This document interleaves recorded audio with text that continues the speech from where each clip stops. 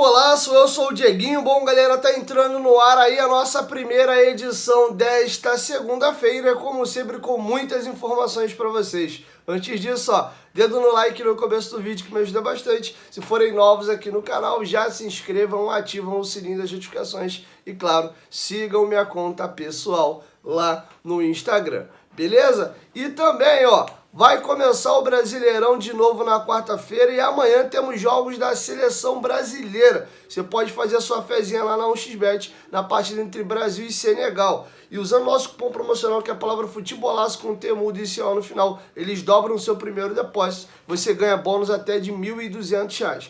A 1xBet é uma gigante mundial, paga rápido e paga muito bem. Você vai estar ajudando aqui o meu trabalho. Eles estão com a gente desde 2019. Vocês sabem a importância dos nossos parceiros comerciais para esse projeto continuar de pé. Pensou em apostas, pensou em 1xBet. Se cadastra lá e aposta, tá? Amanhã tem o jogo do Brasil, faz tua fezinha já hoje e já pode deixar programar a tua fezinha para o jogo do Vasco na quinta-feira. Na quarta-feira, para vocês darem uma olhada, tem São Paulo e Atlético Paranaense, Cruzeiro e Fortaleza, Santos e Corinthians e Fluminense e Atlético Mineiro. Baita jogos ali, aí além de Bahia, Palmeiras e o Vasco, que joga na quinta-feira.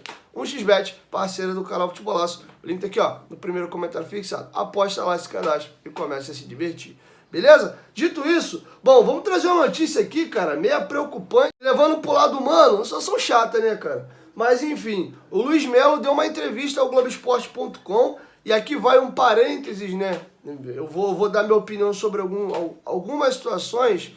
O engraçado é que falar com a torcida você não fala, né, Luiz? Mas uma entrevista exclusiva você dá. Enfim, mas vamos lá. O GE produziu uma matéria hoje, né, falando que o Luiz Melo tem sofrido ameaça de morte, né? E ele está preocupado com a sua família. Vamos aqui ao que diz a matéria do GE.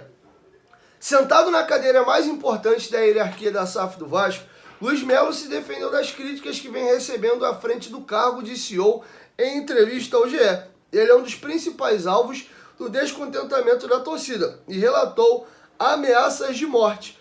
E ele, um trecho da fala dele, o GE classifica como assim, ó: minha família está exposta, disse o Luiz Melo ao GE. E a matéria segue: Melo está no olho do furacão da crise do clube, que ocupa a zona de rebaixamento do Brasileirão, especialmente depois que conselheiros apresentaram uma denúncia alegando que ele mentiu no seu termo de posse, documento que precisou assinar para assumir como CEO. O caso está sendo apurado.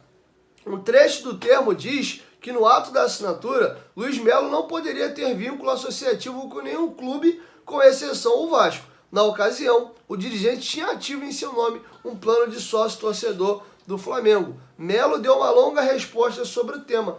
Todas as respostas dessas entrevistas foram enviadas pela assessoria do clube após o GE mandar perguntas por escrito. E vai a primeira resposta aí. Eu queria agradecer pela pergunta e pela oportunidade de esclarecer algo que é muito maior do que o termo de posse. A minha relação com o futebol começou antes de eu ser profissional deste mercado. É o que acontece com quase todo brasileiro. Eu me preparei durante toda a minha vida para trabalhar nesse segmento. E ser CEO do Vasco é a realização de um sonho, independente de qualquer relação do passado. Hoje eu vivo, respiro, me dou e torço pelo Vasco da Gama com todas as minhas forças, 24 horas por dia. Qualquer movimento em uma direção diferente dessa seria também ir contra meu sonho, no caminho oposto de todo o caminho que trilhei até esse momento. Ser profissional no futebol é isso. Acontece com os treinadores, com os atletas, membros das comissões. Com os executivos não é diferente. Como a profissionalização dos jogadores é algo que remonta aos anos 30. Ninguém mais se preocupa qual era o time de infância do goleiro, do atacante e da nova contratação. Grandes treinadores do Vasco eram torcedores do Flamengo e do Fluminense.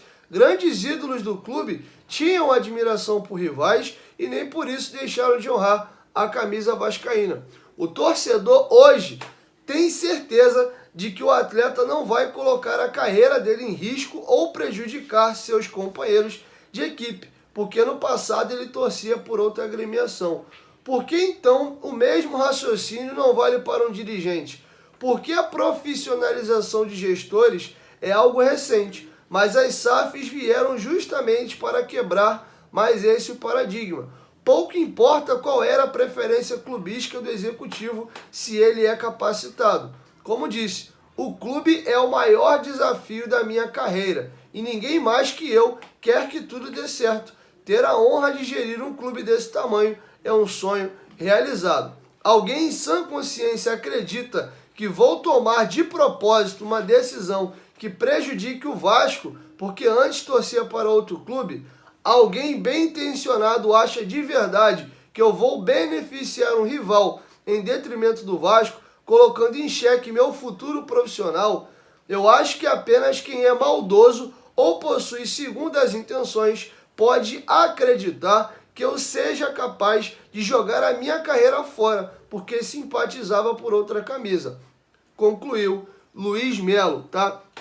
Cara, eu vou parar aqui e vou fazer uma análise. Eu acho que, assim, friamente falando, ele tá redondamente certo. Isso é correto, né? E aqui não estou fazendo juízo de valor, eu vou chegar na questão do trabalho dele em si, mas essa questão dele torcer, ou qualquer outro profissional torcer por outro clube, eu acho isso muito relativo. E eu vou dar o exemplo mais recente de todos, foi o Vanderlei Luxemburgo. O Vanderlei Luxemburgo não esconde de ninguém, faz questão de falar para todo mundo que ele é torcedor do Flamengo. E não teria como ser até muito diferente. Ele fez base no Flamengo, se profissionalizou no Flamengo, foram muitos anos de clube. E o Vanderlei Luxemburgo deu N provas de profissionalismo e até amor ao Vasco no período que ele trabalhou aqui. E ele é eternamente grato ao Vasco, uma informação que poucos sabiam e ficou mais a público quando ele retornou ao Vasco em 2019 e depois veio mais uma passagem, depois de ter gerado uma identificação, e essa já sem sucesso, que culminou no rebaixamento. O Vanderlei Luxemburgo teve a sua primeira oportunidade como treinador na carreira no Vasco. E dali ele seguiu o seu caminho e virou o técnico com mais títulos no futebol brasileiro. E aí eu posso dar o exemplo do Luxemburgo como isso. Todo mundo diz que o clube de infância do Roberto Dinamite era o Botafogo. Ele veio para a base do Vasco, se profissionalizou aqui, fez a carreira quase inteira no Vasco e passou a torcer pelo Vasco por essa relação que foi construída. Mas o clube de coração dele de berço, e até a adolescência ali, era o Botafogo. E aí você vai pegar N exemplos. Estou dando exemplo do maior ídolo da nossa história e de um treinador recente, talvez o que mais tenha feito sucesso com a torcida do Vasco, né? Qual foi o último treinador que vocês guardaram com carinho? Talvez oh meu Deus do céu, o Vanderlei Luxemburgo agora, e em 2011 lá a passagem do Ricardo Gomes. Alguns momentos o Jorginho também gerou uma identificação legal com o torcedor do Vasco e nenhum deles aí torciam pro Vasco, né? Salvo engano, o Jorginho, quando criança, parece que tinha uma relação ali com o Vasco, mas depois passou a fazer base no Flamengo e gerou um sentimento pelo Flamengo. Então, dentro dessa narrativa, dentro desse ponto de vista, eu acho que ele está completamente correto. E eu vou desmembrar para um outro lado, eu vou chegar lá já. Um ponto importante que ele aborda nessa situação aqui é a seguinte: ele teria que ser realmente muito burro, né, se ele fosse boicotar o trabalho dele porque ele trouxe para um outro clube. Afinal de contas, ele exerce uma atividade que ele é empregado. Ele não é o presidente, um vice-presidente, que ele tem um cargo político, que ele tem pelo menos ali 3 anos de garantido no cargo. Ali não, se o trabalho dele não estiver bom, ele é demitido. E diferentemente do amador, o cargo dele tem salário. Ele não vai querer perder o baita do salário que ele tem como CEO da SAF do Vasco da Gama. E aí o argumento que ele dá também de que todo mundo na infância tem um clube de coração, e aí você não sabe exatamente como é que a tua vida vai prospectar profissionalmente. Ele era torcedor do Flamengo, deve continuar sendo, mas virou um profissional. E a primeira grande oportunidade que ele teve num clube de futebol foi no Vasco. E ele vai tentar fazer o melhor porque ele tem família para sustentar, né? Ele quer que ele seja bem sucedido profissionalmente. Não faz sentido você boicotar o teu trabalho porque você torce por um outro clube. Isso é uma análise, a parte 1. A parte 2 é que isso já deu tanto problema, Já deu tanto pano para manga que agora eu vou levar para o outro lado, que tem o mundo ideal e o mundo real. No mundo real, que é o que eu vou discutir aqui agora, já gerou muito problema. O torcedor já gerou uma antipatia, a narrativa já pegou. Então acho que dificilmente o Luiz Melo vai conseguir reverter essa situação. Ainda que o Vasco bata campeão, tem uma arrancada forte esse ano, por um milagre aí que pega uma pré-Libertadores e ano que vem faz um ano legal, as pessoas vão exaltar o trabalho das outras pessoas, mas a dele dificilmente vai ser reconhecido. Porque já gerou um desgaste. Dificilmente você vê, principalmente quem faz cargo de administração ou político, conseguir reverter uma imagem negativa. O jogador, ele tem a bola, né? Ele tem um gol. Ele muda, às vezes, a raiva e o ódio do torcedor com gol, com assistência, com vitória. O dirigente já é mais difícil. Você pode até falar, ganhou apesar do fulano, né? Porque o time era bom, mas o fulano aí, a gente não vai com os cornos dele, não. Então eu, particularmente, acho que a relação do Luiz com a torcida, com o dirigente, ela é ruim, dificilmente ela vai ser contornada e acaba trazendo problemas para o clube, porque você tem uma pessoa que é impopular. E nos últimos anos o Vasco sofre muito disso. Teve o Campelo, que era um presidente extremamente impopular, a torcida não aceitava a forma como ele entrou, e o torcedor gerava uma má vontade absurda com o clube, e independente de ter coisa positiva ou não acontecendo no clube, era só marreta, era só porrada, porque a torcida detestava o Campelo. O Salgado também entrou com uma rejeição grande, porque foi uma eleição polarizada, né? Uma boa parte queria o Salgado, uma outra boa parte queria o Levinciano. Então ele entra nessa questão, judicialização de eleição, também tem uma imagem muito arranhada. A gente pode até sair do Vasco e dar um exemplo do Lula e do Bolsonaro. Independente de quem ganhasse a eleição, a rejeição seria imensa, porque foi uma eleição quase no meio-meio, bem rachada. Então quase metade ficou feliz e praticamente a outra metade ficou puta da vida, porque não era só assim, eu queria esse, mas se ganhou, tá bom, não.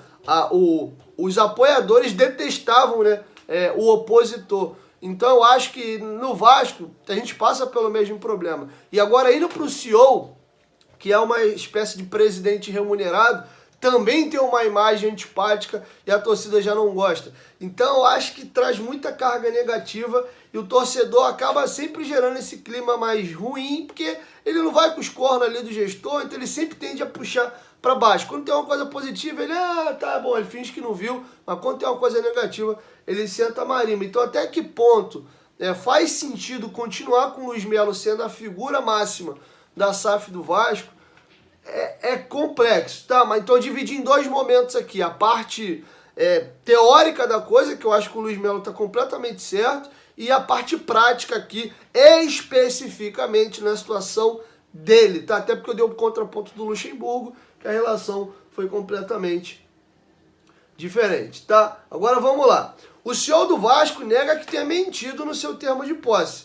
Aí vai aqui agora a fala do Luiz Melo. Sobre o termo de posse em si, é importante dizer que pode ter havido um erro de interpretação. Eu não sou membro de qualquer órgão da administração, deliberação ou fiscalização, bem como de órgão executivo de outro clube de futebol, conforme definido pelo 5º parágrafo 1º da Lei 14.193 de 2021. Portanto, não existe nenhuma ilegalidade nisso e, por esta razão, assinei o termo de posse com estas premissas. Vale ressaltar que fui presidente de um órgão de fiscalização de clubes, a APFUT, por 3 anos e passei por todos os processos pertinentes para poder cumprir com a minha missão da forma mais transparente possível. Se houve um erro na interpretação sobre o teor do documento, tenho certeza de que não houve má-fé e que este erro será corrigido o mais rápido possível.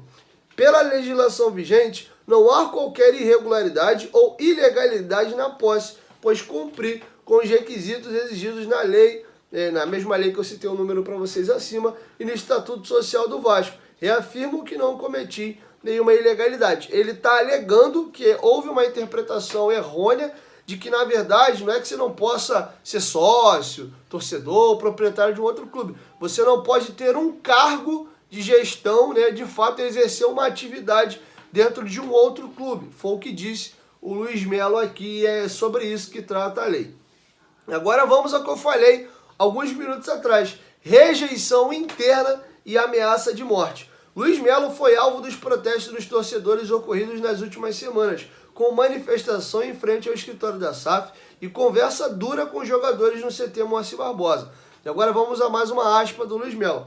A SAF é algo novo no Brasil e é natural que hajam divergências quando há quebra de um modelo centenário. Vivemos um ano de eleição no clube associativo e, historicamente, esse é um momento conturbado. Obviamente, as críticas aumentaram quando a bola não entra e é meu papel não deixar que isso atrapalhe o dia a dia do clube ou dos atletas. Ser CEO do Vasco é o maior desafio da minha vida. Trabalho ininterruptamente, todos os dias, para que o Vasco seja o maior clube do Brasil. E gostaria que o torcedor entendesse que aqui tem alguém que não vai descansar enquanto não voltarmos ao nosso lugar de direito. Fizemos nesse ano o maior investimento em contratações da história do clube. Nossa receita com patrocínios e bilheteria já aumentou mais de 50% em relação a 2022, apenas com 5 meses completos, entre outras conquistas comerciais. A SAF tem seus cargos-chaves profissionais com passagem por multinacionais, gabaritados e experientes. É claro que não estamos felizes com os resultados esportivos, mas temos absoluta confiança de que eles virão, atestou ele antes de concluir. Meu único grande descontentamento nesse processo todo é quando as críticas extrapolam o lado profissional. Tenho sido ameaçado de morte, minha família está exposta, meu telefone está circulando em redes sociais. Há deste lado uma pessoa que está fazendo o seu melhor, que está aplicando todo o seu esforço e conhecimento em prol do Vasco 7 dias por semana. Desde o início do processo da instituição da SAF, Melo também sofre com muita rejeição interna. Ele era o CEO do clube desde janeiro de 21, antes de qualquer negociação com a 777. Por isso, alguns vice-presidentes de Jorge Salgado sempre se colocaram contra a nomeação do executivo para a função de comandante da SAF. Quando isso foi oficializado, eles ameaçaram entregar os seus cargos numa crise que precisou ser contornada por Salgado na época. O próprio Josh Wander, sócio fundador da 777, precisou justificar a sua escolha e disse em entrevista exclusiva ao GE em setembro do ano passado que confiava na competência do gestor. Com a crise desencadeada pelos maus resultados no Brasileiro, os representantes do clube e do associativo no Conselho de Administração da SAF cogitam pedir oficialmente o desligamento do CEO na reunião marcada para ocorrer na próxima quarta-feira. Tá? E agora vamos aqui a mais uma aspa. A relação com o clube associativo é profissional, baseada em respeito. Eu encaro as críticas com tranquilidade, porque todos nós queremos a mesma coisa, o melhor para o Vasco. As divergências fazem parte do trabalho, ainda mais na gestão de algo que representa tanto para a vida de milhões de pessoas. Ouço as críticas sempre com o máximo respeito, e quando há erro, meu papel é reconhecê-los e corrigi-los. Não posso comentar sobre o que as correntes políticas da associação pretendem solicitar na próxima reunião, mas sim focar em cumprir com as diretrizes que foram estabelecidas pelos membros do Conselho de Administração em trabalhar conjunto com o futebol para que possamos voltar a ter vitórias o mais rápido possível.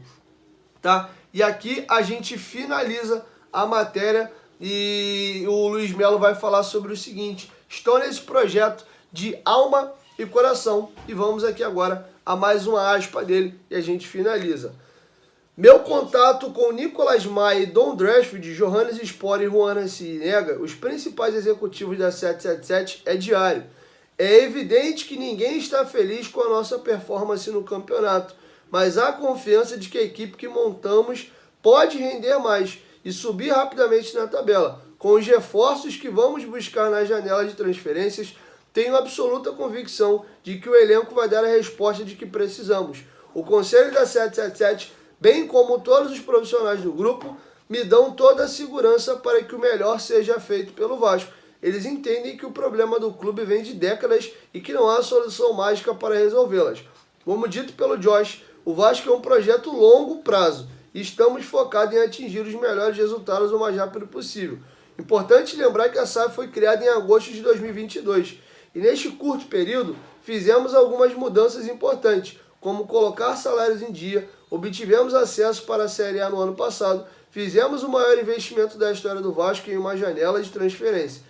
Estamos investindo aos poucos em infraestrutura nos CTs e sedes. Melhoramos processos internos e externos. Sabemos que ainda há muitos pontos a melhorar. Muita coisa a ser feita. O que eu gostaria de deixar claro ao torcedor vascaíno é que estou neste projeto de alma e coração e que não vamos poupar esforços para que o Vasco seja protagonista. Eu finalizo aqui com o seguinte: as críticas, como o Luiz Melo falou, procedem. E eu acho que tem que ser criticado porque não tá legal, cara. A comunicação é bem ruim. Sobre a questão aí dos aumentos de receita que ele alega que aumentou 50%, a gente particularmente não consegue ver esse aumento em receita de novos patrocínios, novos negócios. Houve um aumento do plano de sócio-torcedor e uma renovação por um valor maior do patrocínio da PixBet. Outras receitas, pelo menos eu desconheço, também não ficou muito a público, e se tem, por que não vir a público e trazer? Ó, a gente está ganhando mais dinheiro aqui. Enfim, isso não tem ficado claro.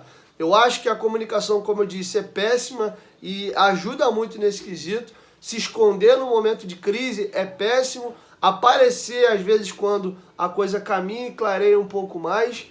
E principalmente a parte financeira. Porque a gente não imaginava que o Vasco, a essa altura, iria estar não pagando em dia acordos assumidos com clubes, se apropriando aí do dinheiro do Andrei, né? Isso praticamente é uma apropriação indébita, né? Porque o Chelsea pagou um dinheiro que era para repassar o Andrei. Em vez de repassar, você segura o dinheiro, quer pagar ainda parcelado em assim não honra. Para mim, isso é apropriação indébita. Enfim, e além disso, nós temos também essa questão aí do resultado de campo também, que não ajuda. Enfim, então, em linhas gerais, né, passando essa situação que eu acabei de narrar, o trabalho dele sim tem várias críticas, né? Agora, quando vai pro lado do pessoal que ele falou, aí eu acho covarde e infantil. Primeiro que eu sou completamente contrário a essa questão de ameaça, isso aí pra mim é coisa de bandido, de criminoso, e eu sei como é que funciona ser figura pública, e nesses momentos aí está exposto. Então, assim, eu acho que a crítica, fora Luiz Melo e tal, teu trabalho é ruim, xingar, que seja, beleza. Agora, quando vai pra linha do ameaça à família ou ameaça à pessoa, né, aí já a parada já não fica legal e cabe, inclusive, polícia. Enfim, então eu fiz um apanhado geral, dei a minha opinião sobre temas variados, mas a resenha não acabou. Ela continua aqui embaixo nos comentários. E não esqueça também, ó, 1xBet, nossa parceira aqui. Amanhã tem Brasil e Senegal, faz tua fezinha lá no Jogo do Brasil. E a partir de quarta-feira volta o Brasileirão, o Vasco joga na quinta, tu pode até já fazer a tua aposta hoje. Pega o jogo do Vasco com calma, pimba, já escolhe lá o que tu quer apostar e já começa a meter bala, beleza? 1, 2, 3, futebolaço, tamo junto, família. Tô partindo já para São Januário, que tem um treino aberto hoje à imprensa, e de lá a gente volta com mais informações. Valeu, fui!